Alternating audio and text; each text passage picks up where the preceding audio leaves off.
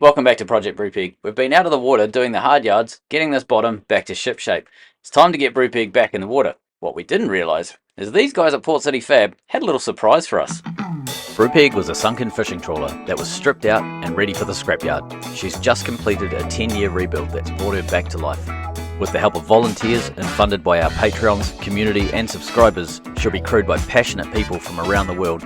If you'd like to be involved and support the project, please consider joining us on Patreon or subscribe to the channel. There's a link in the description below. If you've been watching the channel for a while, you'll know that we have a secret opening into our bilge on the engine room of Brupeg. And to get into it, we need to utilise Big Bertha. Okay, so that's loose. I need to drain whatever's in there. I know there's quite a bit of water and there's also a little bit of oil and diesel sitting on top of the water. So as I undo it, it's going to start leaking. If I put a bucket under it, I can let the water that's at the bottom come out first. That'll go into the bucket. And then when I start to see that oily change in the liquid, I can then seal it off, get rid of the water and drain it so that it's just oil and diesel coming out. And then I can dispose of the oil and diesel properly. So one of our old waste NFL buckets.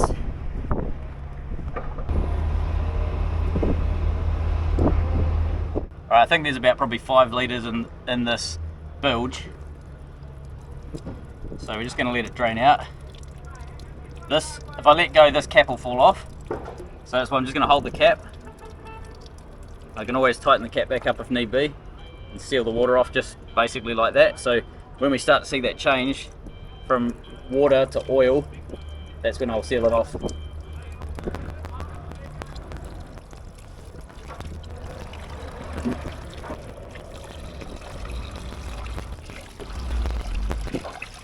Okay, there's less oil in there than I thought. It's almost entirely water.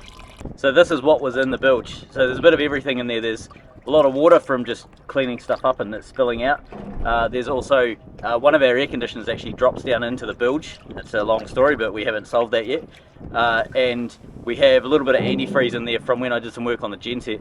So that's what we got to get rid of. That's the bilge. Isn't it just feral? And that's the reason why I wanted to take the opportunity while we're out of the water to give this a really good scrub, because trying to do this at sea, it's practically impossible to do it without putting oil into the water. This is the pickup for our mechanically operated bilge pump. It's yeah, that's 7 different kinds of ferrule. Electric bilge pump. Oh. Yep, that's pretty disgusting. Probably give you a clean.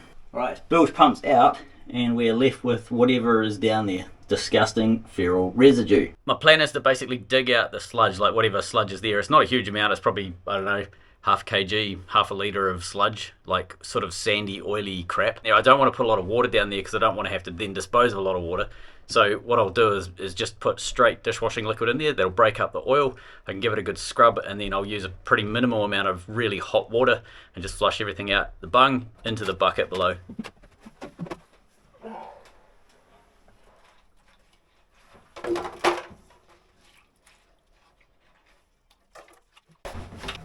Wasn't that much stuff in the end.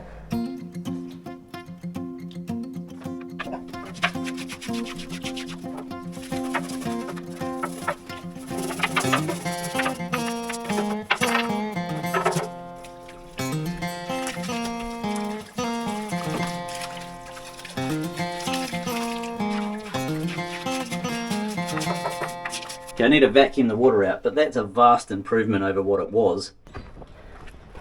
And that's the bung back in. Time to clean up the scratches I just made with some new anti-foul. Jess has been going around before launch, basically hitting any area that we can see that looks like it could use more. She's got an hour to do the whole boat, so we're racing against the rain. And an appointment, we've got an appointment with the Navy, yeah. We've got an appointment with the Navy any minute now, in about half an hour or so. We've been editing furiously for something that we're doing. We're still trying to basically make the last of our window. So Jess has been down here belting this out between other jobs. I've been in the engine room cleaning.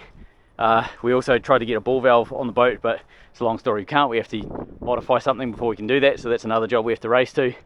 So she's gone around basically all of the waterline area. She's down about 1 metre from the waterline down, right the way around the boat. And look at her, she's furiously painting. Time for the anodes to be revealed. 1.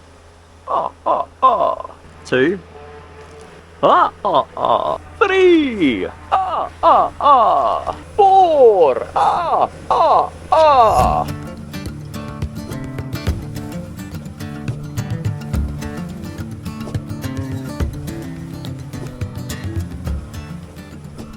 It's a busy yard this morning. So this boat, they were waiting a day or so to pull this out because it's had so much windage. It was really difficult to get it in the lift. They're giving it a clean off, and then we're gonna get the straddle carrier over top of us, lift us up so we can paint the bald spots underneath, and then probably in a couple of hours time we'll go in.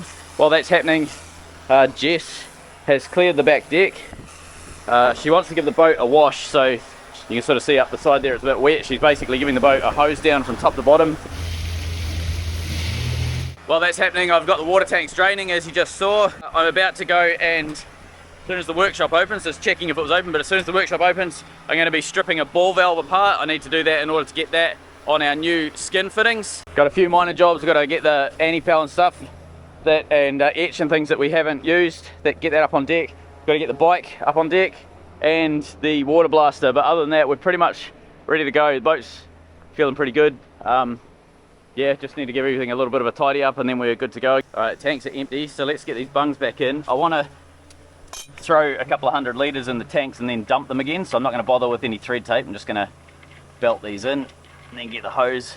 Doesn't matter if they dribble a bit, and I'll just do them finger tight so that I don't have to crank them open.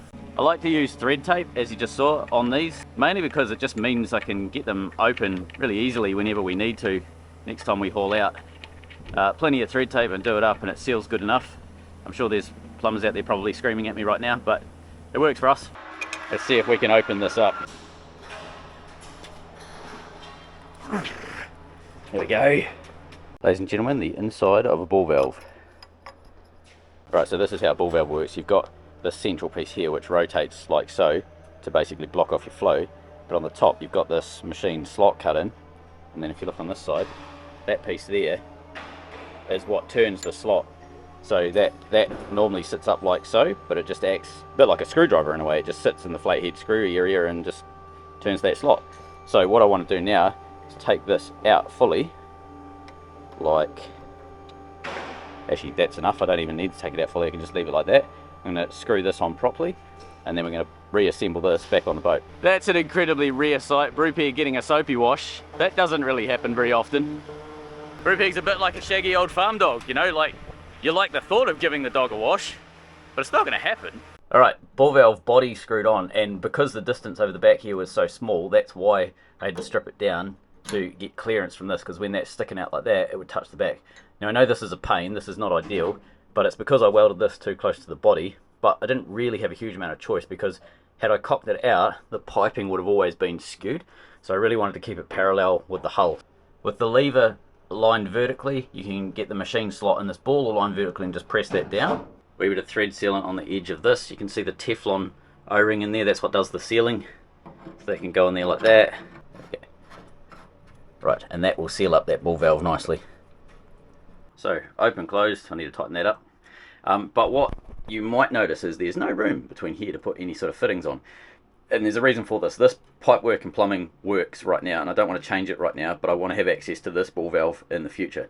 So in the next few weeks, I'll probably redo this piping and I'll bring it down. I'll combine this pipe up the top here. I'll probably combine it over here on this side of the barrel union, and then this here I'll just redirect into this ball valve. And that gives me a small amount of room between the waterline and the barrel union. Because this is our grey water outlet, it allows basically water to exit under the waterline. That's the waterline there, and it allows water to exit under the waterline. And at the waterline, if you've ever got anything like fat or hot oils or anything like that, it always congeals. So in these pipes, we always get like a ball of fat, and it's always a problem. It's very difficult to clean these pipes. So what I wanted to do is create a very small section of pipe that I can just take out by closing off the ball valve, opening up the barrel union, take that out, clear out that piece of debris, and then put it all back together. So that happens every probably 6 months or so that I need to do that. You are legally allowed to discharge grey water if you're a certain distance off the coast. But now the water tanks are empty, I'm going to show you inside them. Long time viewers will remember the cofferdam. So let's squeeze down here. Okay. Fuel tanks on that side, water tanks on this side. This is the back end of the boat. And remember, we put these clear hatches into our tanks. You see them here when we built them, and this allows us to see inside the tank. Now, this tank has been 18 months since we opened it up. So for a water tank that hasn't had a clean in 18 months, it's pretty good. So you can see there's rust down the bottom. We need to deal with that. And that's part of what draining this tank is about, is being able to flush that out. Now, what we do plan to do is actually open these tanks up. Now, we haven't got time to open them up in this haul out, but what we're planning on doing, we can do that in the water. As long as the tanks are flushed, we can open them up in the water. We want to do two things. Sorry about the echo. We want to get in there with a needle gun and clean any of those rust patches off, and then paint them with Tank Guard 412, which is the paint that we used in these tanks. And we also want to weld in a pickup. So at the moment we can't access the bottom 300 litres in each tank, and that was a silly error when we, 9 years ago when we cut the pickup off. It was all rusted out, it was gross, needed replacing, we never replaced it. So that's the next job in these tanks, is actually welding a nice new stainless pickup. And that'll give us full access to our water. At the moment we can access about 4.7 tonne of water, and when we do that we'll be able to access the full 5.3 tonne of water. So it gives us 300 litres per tank extra, so a freebie, water freebie. So that'll happen in the next few weeks, probably as we're steaming up the coast, but something to look forward to. The other side, very similar condition. You see a couple of little patches of rust. We just need to get in there and needle gun out and clean up, but overall it's pretty tidy in there. Nearly there. That's going over the back. We'll be any minute now, I think. On the last side to clean up. Still gonna do the rear deck, but this side's coming up much cleaner. All of the silt that sort of sits down in here, that's what ends up sitting underneath our fire extinguisher bottles, and on the other side our oil tanks. So it's hard to keep it clean unless we lift those off the ground. So maybe that's something we do in the future, but for now we just have to wash the boat more often and not park in a coal port for 6 months. A rear sight. See what I did there? Right, fuel and oil storage back in place. Engine room fire extinguishers back in place. Rear deck looking splendid. Slowly creeping the crawler onto the boat.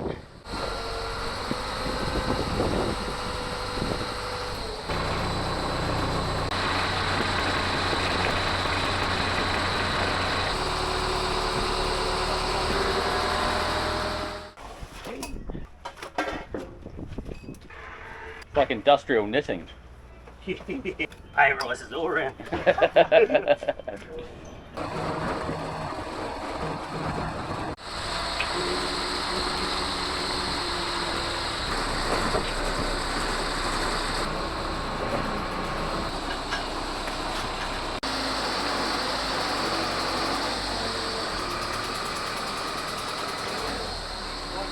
So 27 tonne on the rear strap and 19 on the front. The after effects of sitting on a block of wood. 46 tonne dry.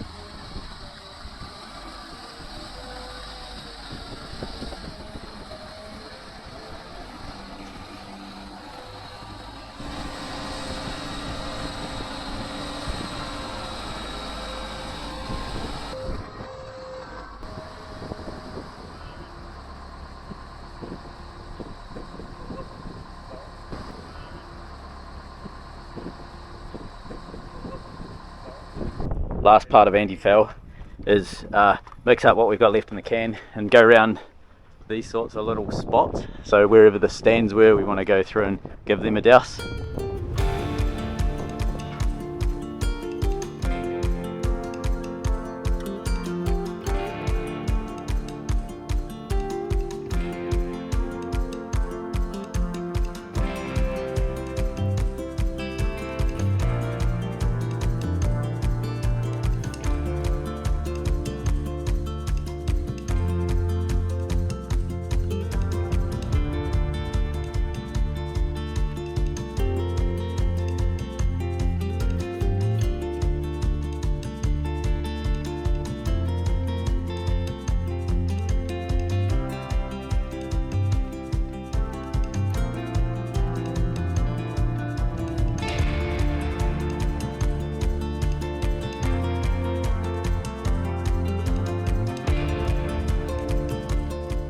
Sometimes looking at these videos online, it gives you a false sense of how fast things happen.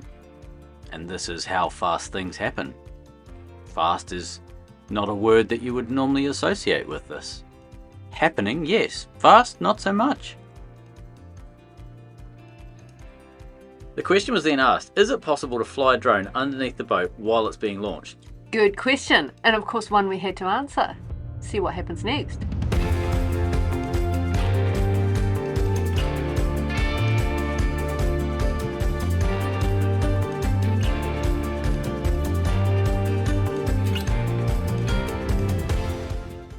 And this is what it looks like.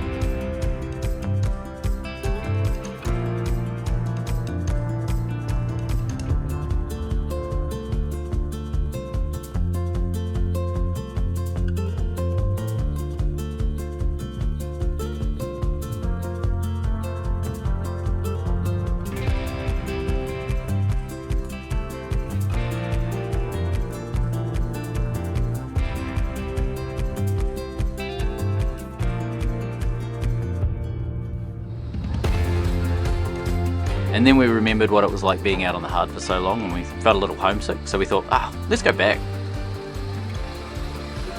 Okay, that wasn't why we were lifting out again. One of the guys said to me, do you want to check if there's grease coming out of the back of your prop shaft before you launch? And I was like, absolutely, let's do that. So we did that, and then put the boat back in once we confirmed it was a yes. Remember when I said things happen much slower than you'd first think? This is real time, just to give you an idea of how slowly and gently the boat was moved around.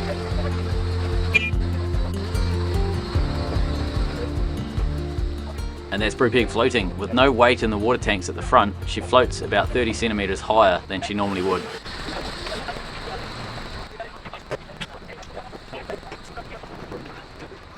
Back in the water, the front completely bone dry. You can see how high the boat sits when there's no water whatsoever in the boat. No fuel in the front either. So we're out of the slings. Guys did an amazing job. Oh, feels good to be back in the water with a clean boat. Just do a quick check. Bone dry. So that's our new skin fitting welded in, ball valves working lovely. So filling the tanks up, we've got our sediment filter. So this is a 1 micron filter that basically makes sure that everything going in is pretty clean. It doesn't take out chemicals, but it just takes out any sort of grime and dirt and so on. Since we arrived at Port City Fabrications, the team have been unbelievably helpful and informative. What we didn't know is they decided to donate all of the labour costs to Project Brupeg, which made a huge difference to our budget. This means Brupeg is able to donate more sea time to cadets and even allows the project to get permanent crew on board sooner than we thought. An amazing surprise. We're incredibly grateful to Port City Fab for making possible one of the best experiences we've had working on Brupeg. If you need to pull your boat out of the water, or you're looking for a great team to work on your boat, give them a call. Their website is in the description below. Thanks Sean, Mike and everyone, we really appreciate it.